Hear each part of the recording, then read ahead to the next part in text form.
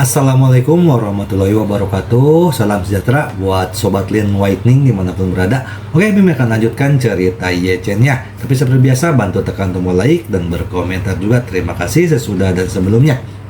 Dan saya dapat memperkenalkan Anda kepada mereka. Bab 1086 sampai bab 1090, Kapten hanya ingin bertahan hidup saat ini. Jadi dia bertanya pada Ye Chen dengan gemetar, "Saudaraku, jika aku menurutimu, bisakah kamu mengampuni nyawa anjingku?" Ye Chen mengangguk. Dia berjanji, selama kamu bekerja sama dengan patuh, aku bisa menyelamatkanmu. Bahkan ketika saatnya tiba, aku bahkan bisa mengatur identitas baru untukmu dan membiarkanmu memulai hidup baru. Aku akan mendengarkanmu, Ye Chen berkata dengan puas. Oke, kalau begitu kamu bisa melakukan semua yang aku katakan. Setelah berbicara, Ye Chen berpikir sejenak dan berkata, karena anjing tua itu, Su Chengfeng membuat rencana darurat, maka kamu harus memberitahunya bahwa Su Ruoli dibunuh oleh rencana daruratnya. Setelah itu, dia segera membisikkan beberapa patah kata ke telinga pihak lain. Setelah Kapten mendengarkan, dia mengangguk berulang kali, dan segera mengangkat telepon satelitnya, mengeluarkan antena panjang, dan memanggil lelaki tua Su Chengfeng. Saat ini, Su Chengfeng sedang berada di rumah Yanjing, menunggu tanggapannya. Segera setelah panggilan terhubung, Su Chengfeng segera bertanya, bagaimana situasinya sekarang? Baru saja, setelah Su Ruoli ditundukkan oleh Ye Chen, Kapten menelepon untuk melaporkan situasinya, jadi sekarang Tuan Su sangat khawatir, hal-hal akan berubah secara tak terduga. Menurut penjelasan Ye Chen, Kapten berkata, Tuan, Nona Ruoli baru saja ditusuk oleh panah-panah Lao Su, dan dia sudah mati sekarang. Su Chengfeng bertanya, apakah Anda yakin? Su Ruoli sudah mati, Kapten buru-buru berkata. Pasti, kita semua telah melihat dengan mata kepala sendiri bahwa Nona Ruoli meninggal karena racun dalam beberapa detik setelah terkena panah-panah. Su Chengfeng buru-buru bertanya lagi, lalu di mana tubuhnya? Itu masih di tangan orang itu. Kapten menjawab, mayatnya telah dibuang ke laut oleh pria itu. Kami khawatir dia akan datang mengejar kami, jadi kami mengungsi dulu. Dievakuasi, Su Chengfeng meraung dengan marah, halo. Beraninya kamu mengungsi sebelum kamu mendapatkan tubuh Su Ruoli? Siapa yang menyuruhmu mengungsi? Orang Jepang masih menunggu? Bagaimana kamu memintaku untuk menjelaskan kepada orang Jepang? Kapten berkata dengan canggung. Tuanku, pria itu terlalu kuat. Kita sama sekali bukan tandingannya. Jika kita tidak mengungsi secepat mungkin, dia pasti akan membunuh kita semua. Su Chengfeng mengertakkan gigi dan memarahi. Aku tidak peduli tentang itu. Kamu pergilah kembali dan cari aku sekarang. Bahkan jika kamu menyelam ke dasar laut, kamu harus menemukan tubuh Su Ruoli. Jika Jepang tidak mendapatkan tubuh Su Ruoli, aku hanya memintamu, Kapten buru-buru berkata, Tuan. Lagi pula Nona Ruoli sudah mati. Apa gunanya orang Jepang menginginkan tubuhnya? Su Chengfeng meraung marah. Saya sudah mencapai kesepakatan dengan Departemen Kepolisian Jepang, dan apa yang saya lakukan malam ini tidak membantu Su Ruoli melarikan diri, tetapi ingin menunjukkan kepada beberapa orang, terlepas dari apakah Su Ruoli hidup atau mati. Orang Jepang harus membawanya kembali dan memberikan penjelasan kepada warganya. Su Chengfeng berkata lagi, kamu harus menemukan tubuh Su Ruoli. Dan lalu pergi ke tempat yang telah ditentukan dan serahkan ke Jepang. Jika kamu merusak perbuatan baikku, aku akan membunuhmu. Ketika Su Ruoli mendengar ini, seluruh tubuhnya kaget, jika disambar petir. Tidak hanya wajahnya yang sangat pucat, tetapi air matanya juga benar-benar terhubung menjadi seutas benang. Dia tidak pernah bermimpi bahwa kakeknya sendiri menginginkan hidupnya sendiri.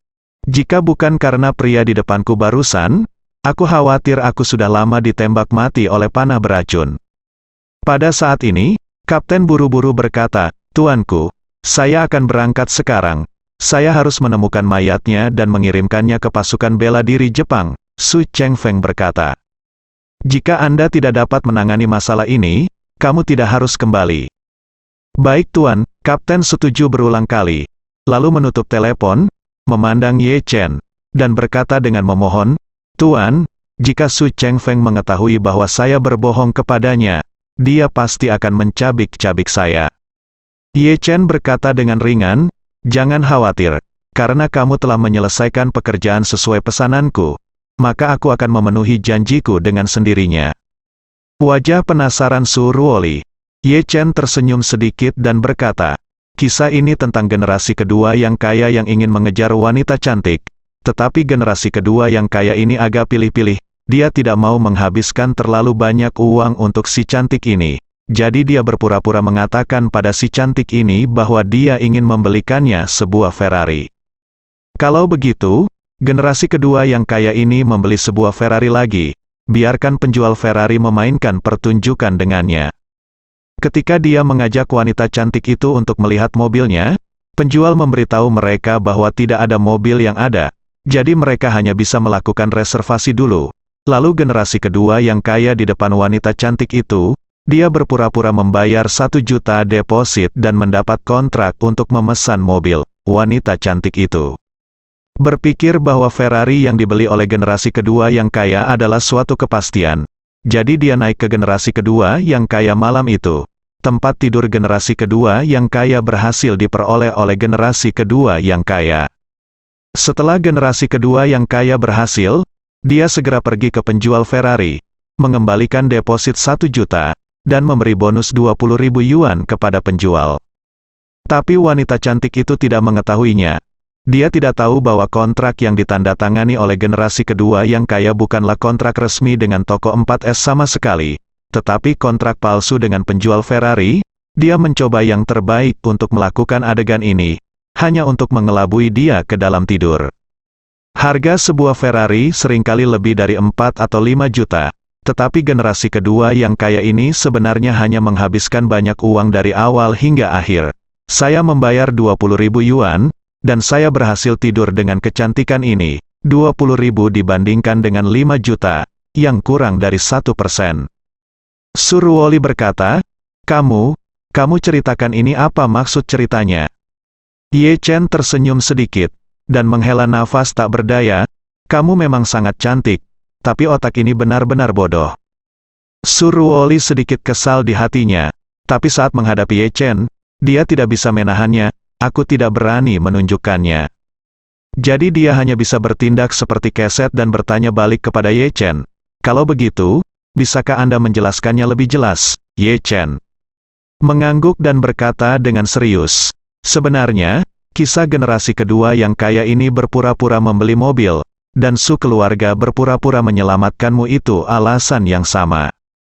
Kemudian, Ye Chen berkata lagi, "Dengar, jika keluarga Su benar-benar ingin menyuap seluruh departemen kepolisian metropolitan Tokyo dan pasukan bela diri Jepang untuk menyelamatkanmu hidup-hidup, itu sebenarnya bukan tidak mungkin, tapi dengan harga ini mungkin sangat tinggi.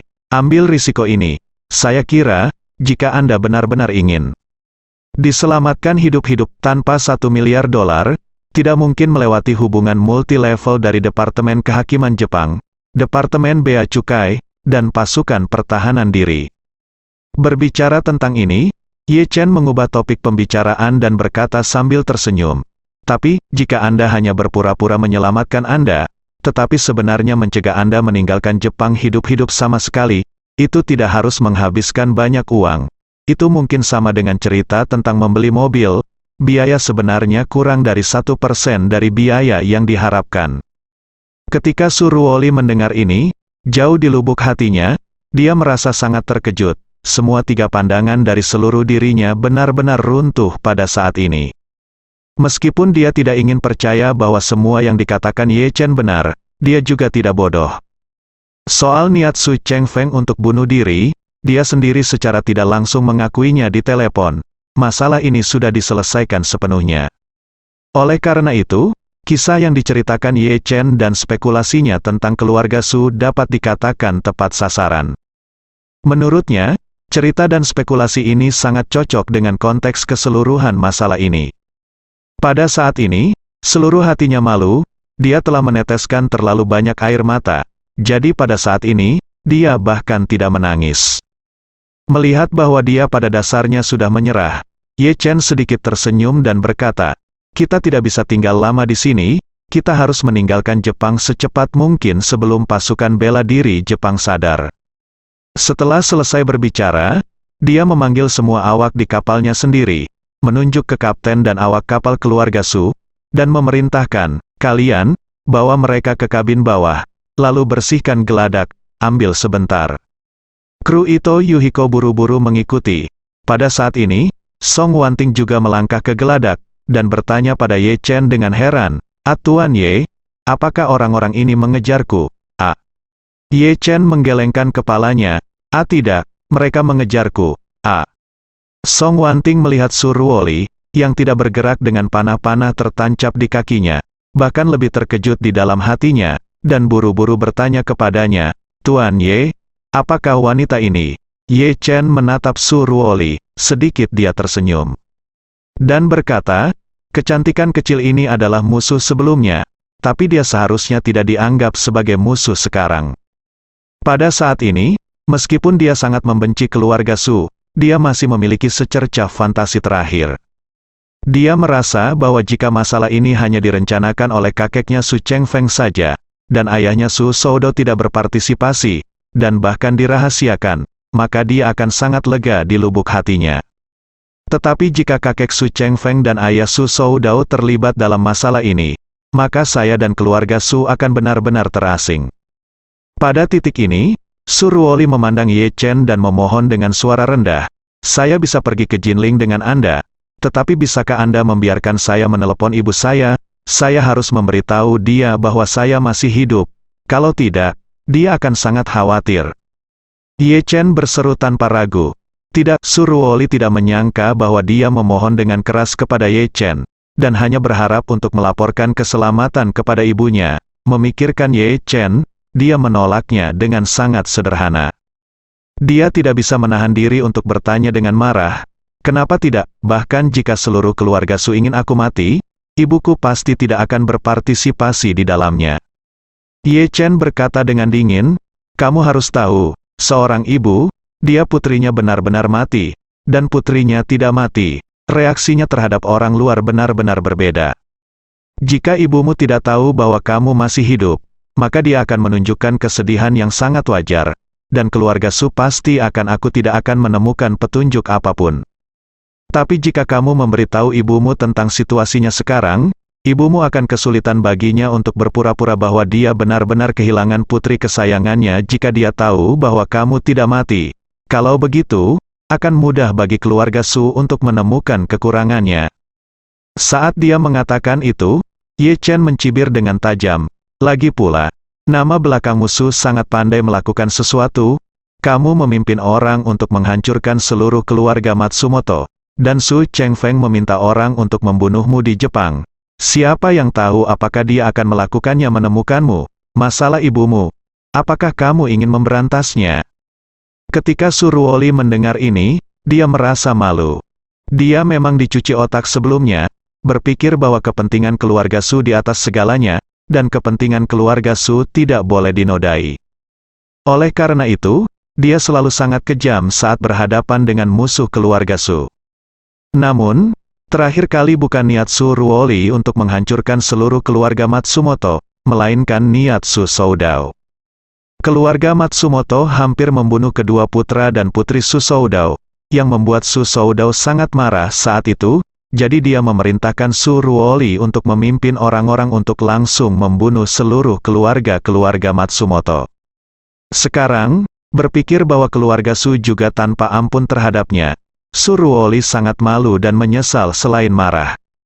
Jika saya tahu bahwa keluarga Su adalah sekelompok orang seperti itu, saya tidak akan pernah mengabdikan diri untuk bekerja untuk mereka.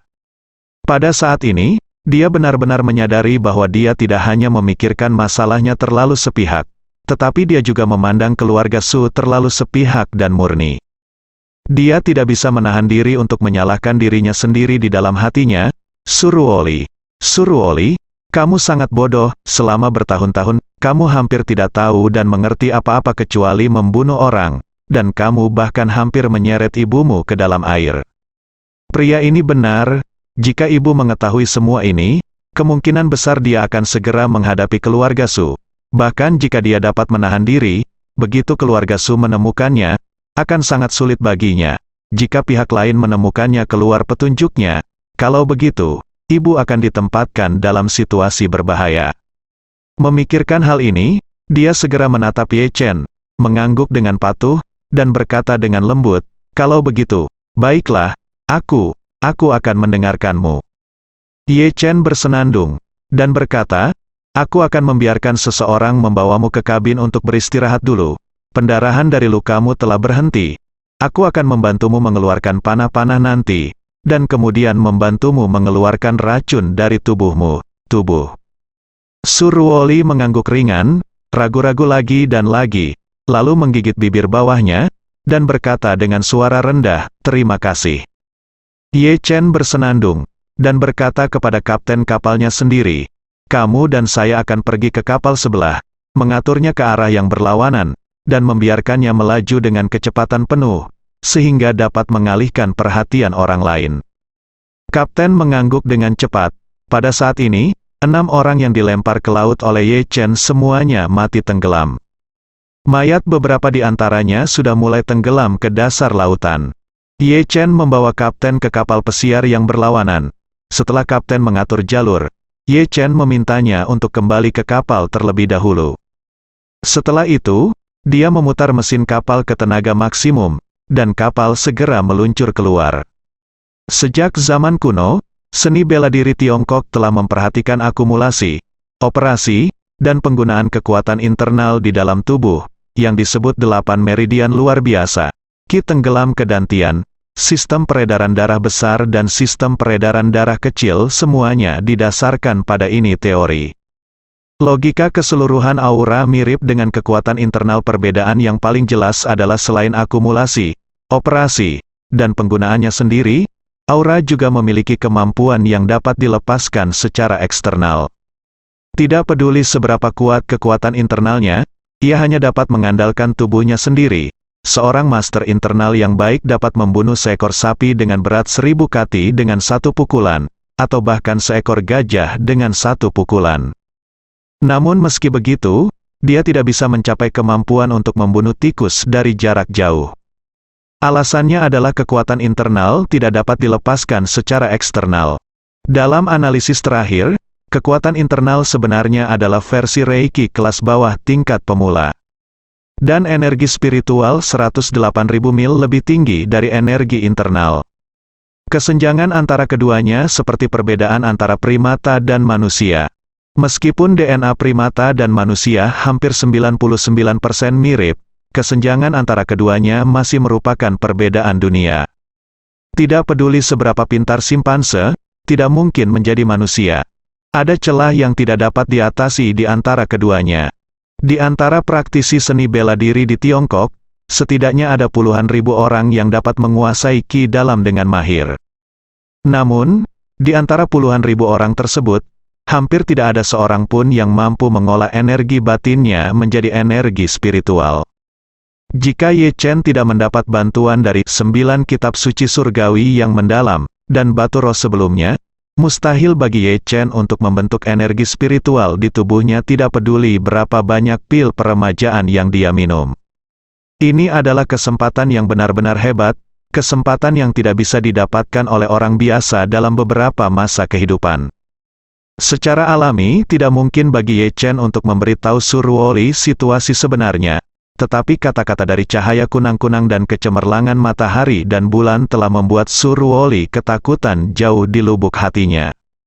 Dia bergumam dalam hatinya, ternyata kekuatan internalnya telah mencapai tingkat yang lebih tinggi. Pantas saja kekuatannya begitu kuat sehingga dia dapat dengan mudah menyelamatkan hidupku. Seni bela diri yang aku tahu terlalu kuat. Kamu Chen berkata dengan tenang saat ini, meskipun racun di tubuhmu telah dihilangkan, lukamu masih terbuka, aku akan membantumu mengeluarkan panah-panah, dan kemudian membantumu membersihkan lukanya. Su Ruoli melihat luka itu di kakinya, panah-panah hampir menembus seluruh paha dari akar paha. Dia tidak bisa menahan diri untuk tidak berpikir malu. Saya masih memakai celana ketat hitam. Tapi jika dia ingin membantu saya mengobati lukanya, dia harus melepas atau merobek celanaku. Tapi bagian ini memang agak terlalu pribadi. Melihat Suruoli agak pemalu, pikiran pertama Ye Chen adalah, atau biarkan dia menanganinya sendiri, seorang pembunuh yang terlatih secara profesional seperti dia mengobati luka sekecil itu. Dia pasti sangat pandai dalam berbagai hal. Namun, pikiran lain muncul di benaknya, karakter wanita ini sama ganasnya dengan kuda liar-liar, dan metodenya kejam dan kejam. Untuk wanita seperti itu, aku ingin membiarkanmu dia akan jujur dan patuh mulai malam ini. Jadi dia pertama-tama harus menghancurkan harga dirinya, memikirkan hal ini. Ye Chen berkata dengan ekspresi dingin, ayo, aku akan membantumu duduk di satu kursi malas. Kamu berbaring di atas sana, aku akan membantumu mengatasi lukanya. Suruoli berkata dengan ragu-ragu itu, aku akan melakukannya sendiri. Tolong beri saya sepasang tang, dan beberapa lagi ramuan untuk debridement dan kain kasa untuk pembalut baik-baik saja. Ye Chen berkata tanpa ekspresi, bukan tidak mungkin bagimu untuk menghadapinya sendiri, tetapi kakinya kaya akan pembuluh darah.